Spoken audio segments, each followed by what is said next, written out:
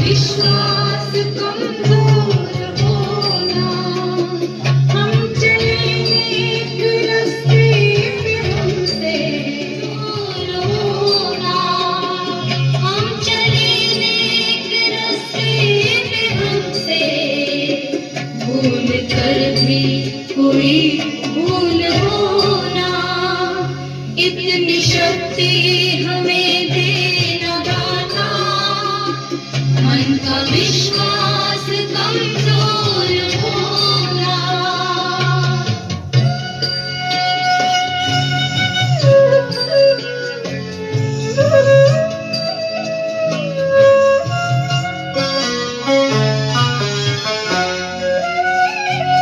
दूर अज्ञान के होंगे, बैर होना किसी का किसी से, भावना मन में बदली होना, हम चलेंगे एक रास्ते पे हमसे भूल कर भी कोई भूल होना, इतनी शक्ति हमें दे।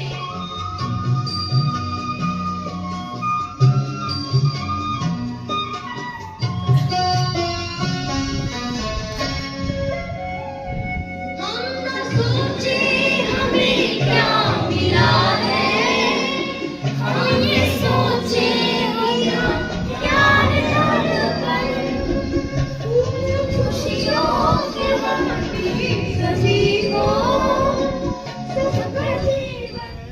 एक गतिविधि है, आप लोगों को अपने पास से अपने मोबाइल और पेन का प्रयोग करके लाइन बनानी है। मोबाइल और पेन में गैप नहीं होना चाहिए। जिसकी लाइन सबसे ज़्यादा लंबी रहेगी वही टीम विजेता हो। मतलब कैसे मोबाइल रखिए फिर पेन रखिए फिर मोबाइल रखिए फिर पेन रखिए, नहीं जाना नहीं। डबल मोबाइल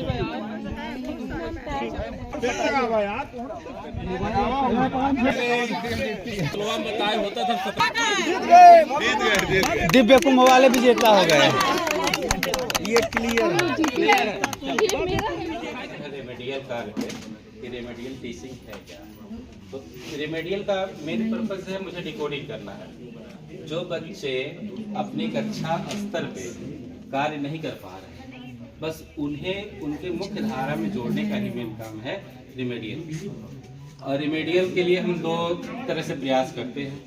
पहला एक वर्ड अक्षर पे और दूसरा शब्द के अक्षर पे, शब्द स्तर पे।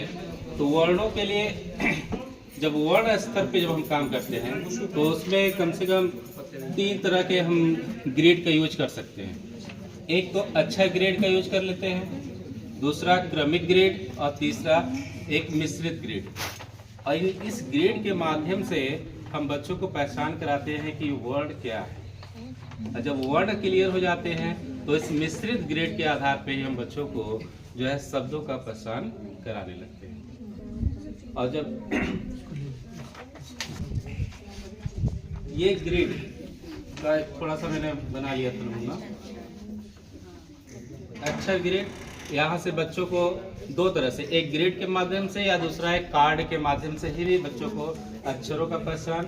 फिर यहाँ अक्षर का मतलब हम ये नहीं समझाएंगे बच्चों की कि ये अक्षर है, ये मात्रा के साथ है या वर्ड है, ऐसा कुछ नहीं। बस उनको मात्रा सहित भी है तो भी अक्षर ही बताना है उनको, जिससे कि ये क्लियर हो, ये कंफ्यूज ना हो जाए कि मात्रा कमया की मात्रा का, तो ये वर्ड है बेटा इसके साथ ये मात्रा है, ऐसा कुछ नहीं। एक साथ कमया की मात्रा का, तो इसको एक अक्षर ही बता देंगे कि एक अक्षर है साथ। ऐसे करके हम इसको सिखाना शुरू कर देंगे। और यहाँ क्रमिक और मिश्रित ग्रेड बना ही है। और एक वर्ड इसमें आता है ब्लेंडिंग। जब हम शब्दों या वर्डों या अक्षरों के एक साथ मिला करके बच्चों को उच्चारण करना सिखाते हैं, उसी को हम कहते हैं ब्लेंडिंग।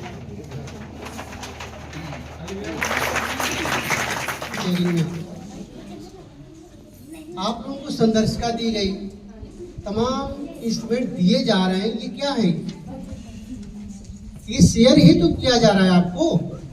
ये किसी के दिमाग की क्या है? नॉलेज है। जब आप उससे करते हैं तो कहते हैं हाँ ये बहुत अच्छी चीज है, ऐसे होना चाहिए।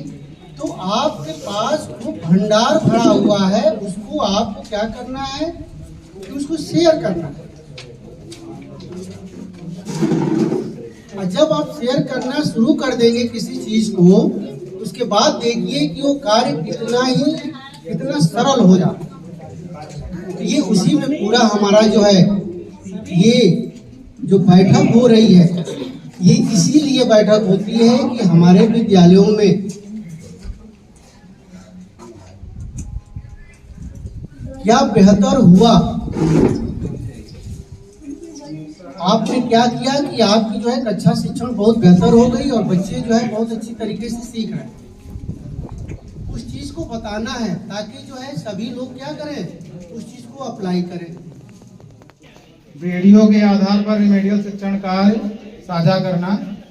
एक वीडियो साझा किया गया था, उसके आधार पर अभी विशेष रिमेडियल अभियान चल रहा है जनवरी से अप्रैल तक का। उसका वीडियो भी और पीडीएफ भी शेयर किया गया ग्रुप में। उसको आप लोग न देखे हो तो देख लीजिएगा।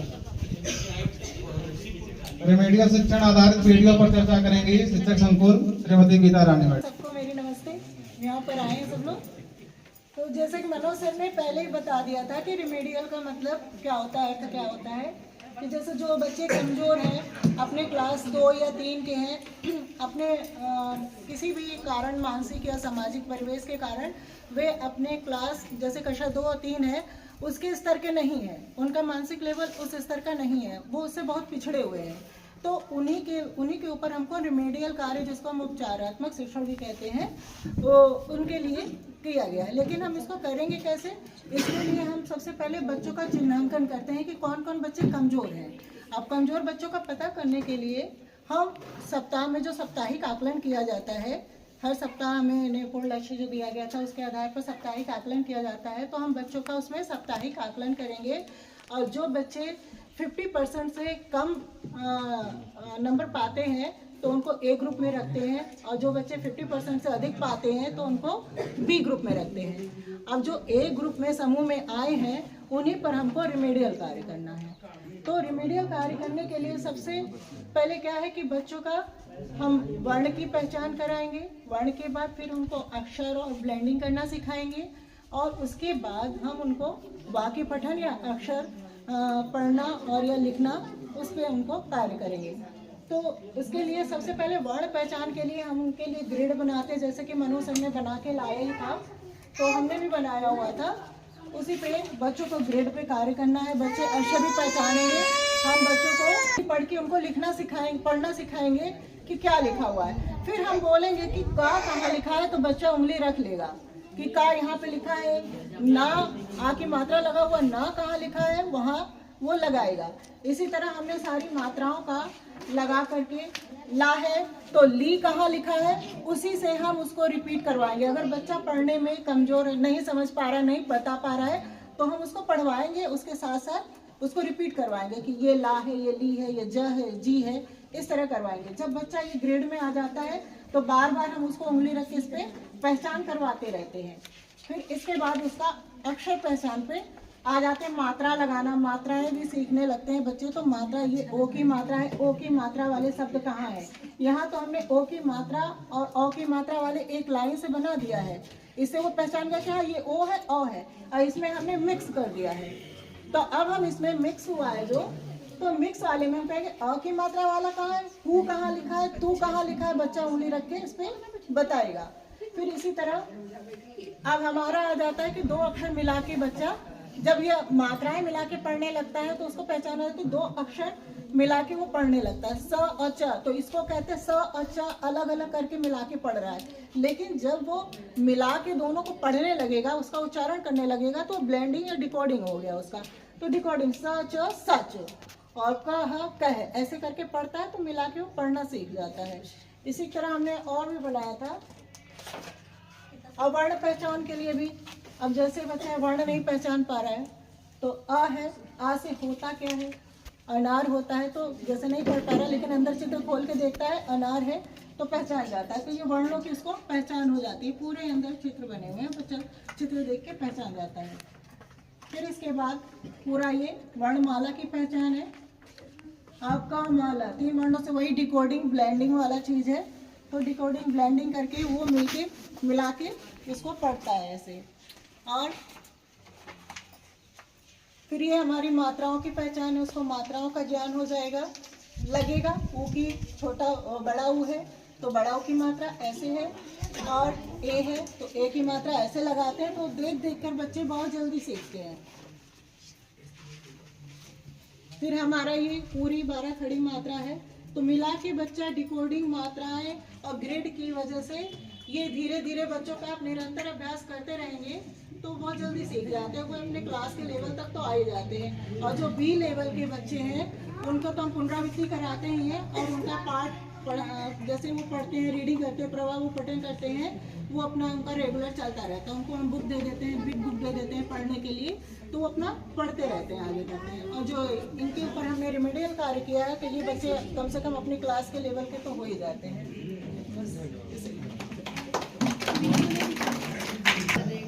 और एक ये भी था कि जो बच्चे कक्षा अनुरूप नहीं हैं, पिछड़े हुए हैं, उनको उस कक्षा के अनुरूप लाना है।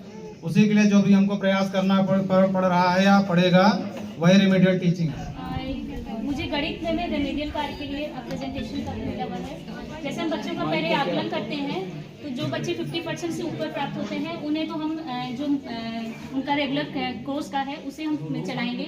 लेकिन जो 50% से कम मार्क्स पाते हैं बच्चे, उनका हम उपचारात्मक शिक्षण करते हैं। तो जैसे कुछ बच्चे गिनती की पहचान नहीं कर पाते हैं, या जोड़ घटाना, एक अक्षर का भी जोड़ घटाना नहीं कर पाते हैं, तो ये 10 फ्रेम के माध्यम से बच्चों को हम गिनती सिखा सकते हैं।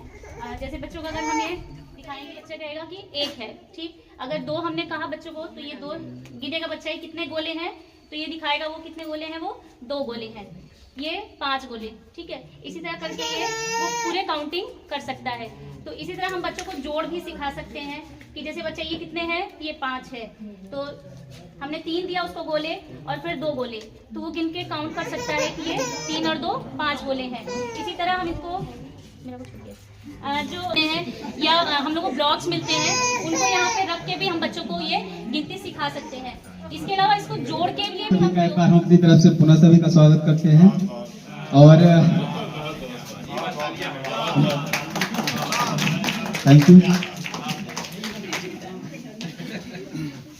चलिए, निपुण विद्यालय आगमन पर चर्चा हम करते हैं। जैसा कि हम सभी जानते हैं कि हम अपने विद्यालय को निपुण कर चुके हैं, अर्थात जो हमारा आकलन होना था डीएलएड प्रशिक्षुओं द्वारा, वो हमारे विद्यालय में हो चुका है और हमारा विद्यालय लगभग निपुण बन चुका है। 60% निपुण है, नहीं जो बच्चे हैं जो हुए आकलन सब कुछ प्रतिशत बचे हुए हैं, लेकिन लगभग हो चुके हैं। अब जो विद्यालय हमारा निपुण हो चुका है, उनके लिए हमको आगे करना क्या है, उस पर हमको चर्चा करना है। देखिए, विद्यालय निपुण के पश्चात, विद्यालय हमारा निपुण हो गया है, उसके पश्चात हमको वहां पे ये नहीं है कि हमारा विद्यालय निपुण बन गया तो वहीं पे हम ठहर जाएं। आगे हमको अपने कक्षा शैक्षणिक में उनको हमको नई नई चीजों से जोड़ना है। अभी आज हमारी 21 तारीख है और 2 दिन हुआ हम लोगों को बच्चों के साथ विद्यालय में। 2 दिन हम लोग केवल शिक्षक थे विद्यालय में, अपने अभिभागी कार्य को किए, और इसके बाद अभी हम बच्चों के साथ 2 दिन से चल रहा है। अभी आप लोग केवल हाथ उठाना है, बताएंगे निपुण लक्ष्य ऐप पे आकलन किस किस विद्यालय में पूरा हो चुका है, केवल हाथ उठाना है। चलिए, जिनके विद्यालय में हुआ है वो बधाई के पात्र हैं, उनको हम धन्यवाद भी कहेंगे एज अपने संकुल की तरफ से, क्योंकि अगर ग्रुप में सूचना जाए आप उसको फॉलो करें, वो हमारे लिए सर्वोपरि है। हमको ध्यान ये रखना है कि हर माह निपुण लक्ष्य ऐप के माध्यम से सभी बच्चों का आकलन करना है, और क्योंकि डेटा हम लोगों के समक्ष अभी 2-4 दिन बाद आ जाएगा अपना रिकॉर्ड के अपने विद्यालय में कितने % बच्चों का आकलन किया गया है। दूसरी चीज आगे हमको क्या करना है, अभी निपुण लक्ष्य आकलन के लिए आप महीने में जी सर बताएं। अभी स्टार्ट करते हैं तो बस अभी से हाँ डबल दिख रहा है सर, एक टेक्निकल इशू है, और वो टेक्निकल स्तर से ही दूर की जा सकेगी। उस पर हम चर्चा करेंगे। ये चीजें हम आगे पॉइंट नोट करके अनइंस्टॉल करके करेंगे। फिर से निपुण लक्ष्य हर इंस्टॉल बात चेक करिए, कर लीजिएगा। करते रहिए जब तक सही ना हो। चलिए,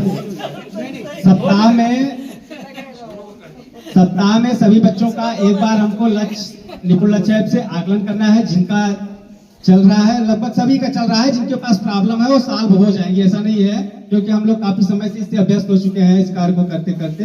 तो शनिवार के दिन को हम चुन लेते हैं और सभी बच्चों का हम आकलन जरूर करेंगे। इसके बाद बच्चों को शैक्षणिक के साथ साथ हम माइंड गेम जैसे हम कराते हैं, पजल वगैरह का सहारा लेते हैं, उस प्रकार से हम उनको शैक्षणिक में के माहौल को रोचक बनाने के लिए उसको हम साथ में जोड़ेंगे। टीएलएम के माध्यम से हम नए नए चीजों को उनको बताएंगे। अभी आपके शिक्षक संकुल बैठक में हमने प्रेजेंटेशन किया था मैजिक बोर्ड का, लेकिन हमें कभी दिखा नहीं कहीं पे। लेकिन आपके लिए बता दूं, देवरा में भी शायद हमने दिया था सर को, और एक मैंने दोबारा अपने विद्यालय में बनाया हुआ है। एक मैजिक बोर्ड से उसमें कम से कम 16-17 टॉपिक एक साथ आ जा रहे हैं। 1 से 100 तक गिनती हम हमेशा बच्चों को पढ़ाते हैं। एक बार आप करके देखिए, उसमें बहुत सी चीजें आपको 17-18 पॉइंट, आपको 17-18 टॉपिक एक साथ आपको एक ही 1 से 100 तक गिनती बोर्ड में आपको मिल जाएंगे। और ये जो टीएलएम है, यहाँ से राज्य के लिए सर्वश्रेष्ठ पुरस्कृत हुआ है। हमने मतलब कोई दूसरा टीचर था, हमारा प्रेजेंटेशन हुआ था 15 अगस्त को। इसके बाद जब अगली बार यहाँ से बुलाया गया इलाहाबाद में टीएलएम का जब भी हुआ कि आप टीएलएम में ले आइए, प्रेजेंटेशन करिए, वहाँ पे उनका चयन हुआ। इसके बाद वहाँ से लखनऊ में वही टीएलएम सिलेक्ट हुआ है। उसमें सबसे बड़ी बात है कि आपका 2-4 रुपए का कागज जाना है, और सबसे बड़ी खूबी यही है कि 18 पॉइंट उसमें है साथ में। 18 टॉपिक आप बच्चों को आसानी से पढ़ा सकते हैं। इसके बाद हम जब छोटे छोटे खेल कराते हैं, खेल आप लोगों को कई हम लोग अपने विद्यालय में कराते हैं, शेयर भी करते हैं, आप लोगों के भी द्वारा शेयर किया जाता है। जैसे अभी छोटे छोटे गेम कराए जा सकते हैं, उसमें बच्चों को हम उत्साहवर्धन और प्रतिभागिता के लिए, देखिए 2 चीज हैं, मोटिवेशन और उत्साहवर्धन। और इन सब के पीछे हम पुरस्कार को बहुत बड़ा मानते हैं कि अगर आप उनको थोड़ा बहुत छोटा पुरस्कार अगर देते जाएंगे तो बच्चे वहां उत्साहित होते जाएंगे, और इसके बाद अपनी प्रतिभागिता भी हर गेम में सुनिश्चित करेंगे।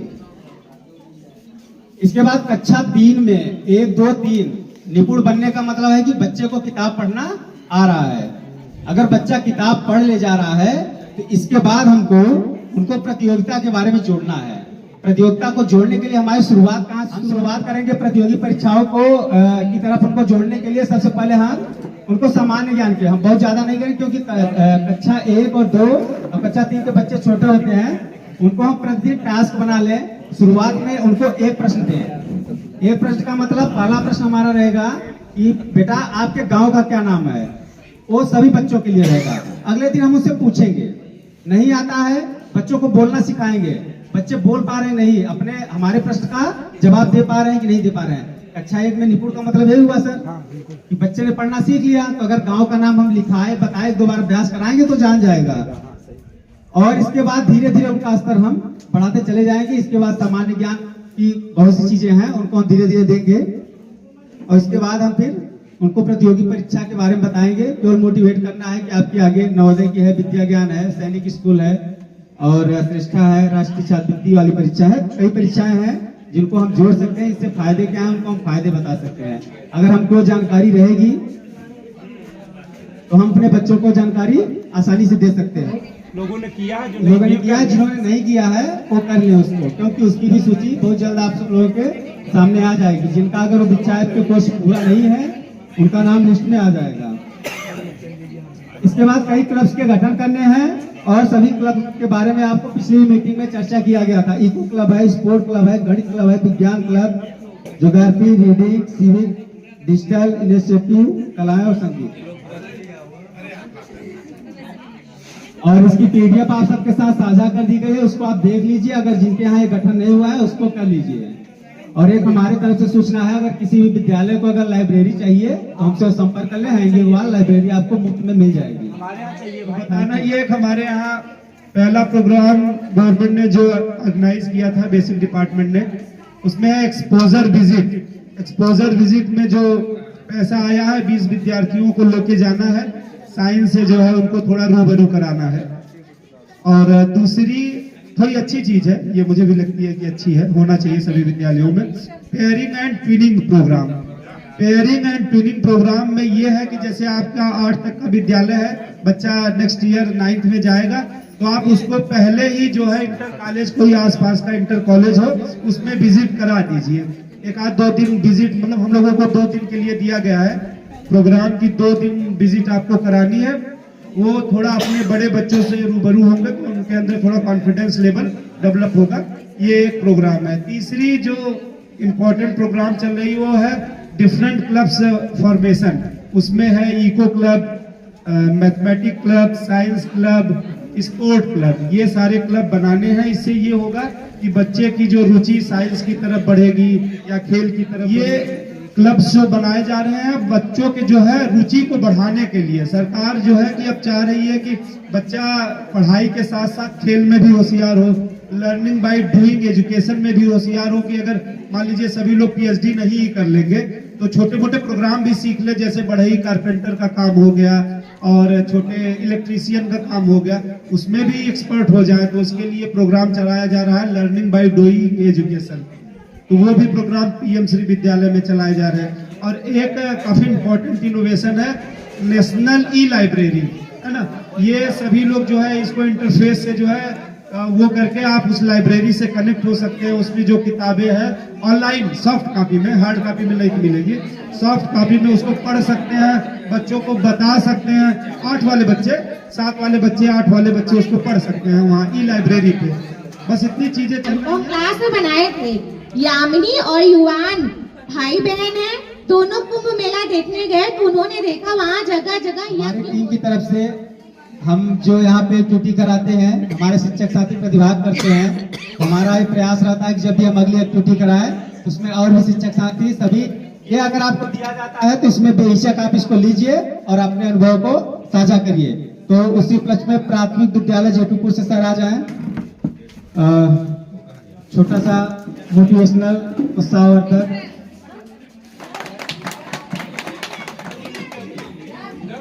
PM श्री उच्च प्राथमिक विद्यालय देवरा। प्राथमिक विद्यालय बचपना ये तुम्हारा सकल आवासीय विद्यालयों में बच्चों का जो है फॉर्म भरवाना है। उसको आपको जो है इसकी लिस्ट यो सर ने ग्रुप में डाली हुई है।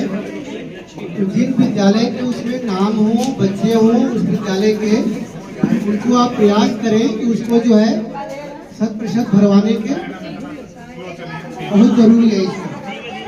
तो इसके लिए आपको करना क्या है, उसमें सारा चीज दिया हुआ है, PRCP के फॉर्म भी पड़े हुए हैं। तो हो सकता है कि प्रधानाध्यापक द्वारा जो है आप सभी को मिल भी गया होगा विद्यालय पे, और उस फॉर्म को जो है भरवाइए और PRC पे ही जो है 24 तारीख तक उसको जमा करवा दीजिए। यही है हमारे लिए जो है बहुत ही मस्त सूचना है, क्योंकि जिले से ये चीजें जो है नहीं रहे, उनके बच्चों के लिए चीजें हैं। तो आप सभी लग करके जो है इस कार्य को जो है थोड़ा देख लें, उसको जो है कर डालें और PRC को उसको जमा करवा दें। ये बहुत बहुत आज ये शिक्षक संकुल कार्यशाला 2025 वर्ष 2025 की पहली कार्यशाला है। इसका आयोजन कटोलीगंज चंद्रमा विद्यालय में किया गया है। विद्यालय में पधारे हुए समस्त शिक्षक बंधुओं, शिक्षिका बहनों और अन्य सभी शिक्षक साथियों का विद्यालय में हार्दिक स्वागत है। आप यहाँ तक आए और अपना अमूल्य समय दिया और यहाँ से कुछ आपने सीखा, तो उसे अपने विद्यालयों में कार्यान्वयन जरूर करिए। और सबको बहुत बहुत धन्यवाद। मैं इसी के साथ अपनी बात को रोकता हूँ। धन्यवाद।